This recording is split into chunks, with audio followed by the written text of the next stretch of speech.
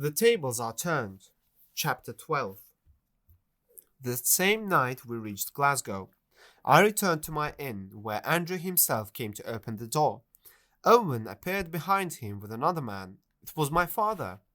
"My dear, dear son," he said, embracing me. We were overjoyed to see one another. He told me that he had come to Scotland to capture Rashleigh and to put his affairs in order. My father asked Baillie Jarvie to be his firm's correspondent in Glasgow, and we decided to return to London. On the morning of our departure, Andrew Fairservice came to my room like a madman, jumping up and down with excitement, and told me that the long-awaited rebellion of the Highlanders in favour of the old pretender King James was beginning. Rob Roy and his men were on their way to Glasgow. In the troubled times that followed, my Osbaldistone cousins fought for the Jacobite cause, and one after the other all perished. My uncle Sir Hildebrand passed away in a Hanoverian prison. They say he died of sorrow. After his death, I learned from Judge Inglewood that Sir Hildebrand had left all his property to me in the event of his son's death. He had cancelled Rashleigh from his will because of his support of the Hanoverians, whom my uncle hated. I was now the heir to Osbaldistone Hall. I had inherited everything. The judge also revealed to me that the man they called His Excellency was really Diana's father, Sir Frederick Vernon. He had lived in secret at Osbaldistone Hall for many years, and only Sir Hildebrand, Diana and Rashleigh knew his secret. I was shocked to hear this information, but at the same time I was pleased. The strange man Diana often met in the library was her father, not her husband. She wasn't married, after all. The next morning I set out for Osbaldistone Hall with Andrew. When we arrived, the house had a very different aspect from the last time I had seen it.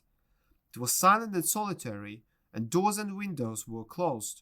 The grass in the courtyards was long, the gardens neglected, a sharp contrast to the lively, bustling atmosphere of some months ago. Andrew knocked at every door of the building, and finally my uncle's ancient major domo appeared. He seemed very agitated, and when I asked him to light a fire in the library, he was reluctant. I soon understood why. As I waited there, I heard a deep sigh behind me, and turned to see Diana Vernon standing there with her father. "We beg you to help us, Mr. Osbaldistone," Sir Frederick said, "to give us refuge. I am a convinced Catholic. I took part in the rebellion in favour of King James, but I was obliged to flee. I am hiding here at Osbaldistone Hall with my daughter, waiting for a boat to take us to the continent." I invited them to remain for as long as they needed, but I was very agitated. That night there was a violent knocking at the gate. There were soldiers outside. They demanded to enter. They had orders to arrest Sir Vernon on a charge of treason. Diana appeared beside me. She whispered, "Danger is familiar to us, Frank. Don't be afraid. We will escape into the garden, and then into the wood. Dear, dear Frank, farewell." I heard Andrew shouting. With the soldiers there was a magistrate with a legal mandate accompanied by Rashleigh. They went at once to the library, but it was already empty. Diana and her father had fled. They ran into the gardens and caught the fugitives at the gate. It seemed all was lost, but then, as the escort party was leaving with their prisoners, they found a barricade at the hall gates. A group of Highlanders barred the way with their cattle. Rashleigh's men were trying to drive the cattle away, when suddenly the leader of the Highlanders cried, "Claymore!" It was an ambush prepared by Rob Roy. There was a desperate fight. The soldiers fled, and Rashleigh was badly wounded. "Ask pardon for your treason in the name of God, King James, and our old friendship," cried Rob Roy, his sword at Rashleigh's throat. "Never," replied Rashleigh firmly.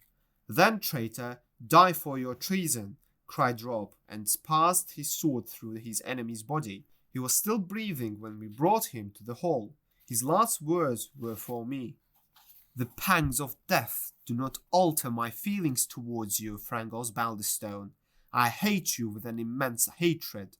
And then he died. Diana and her father escaped and took the boat to France. I returned to London to work in my father's company. After some time, my anxiety to learn the fate of Miss Vernon became acute, and I embarked for France. There, after many adventures, I found her and married her. We have lived happily together since that day.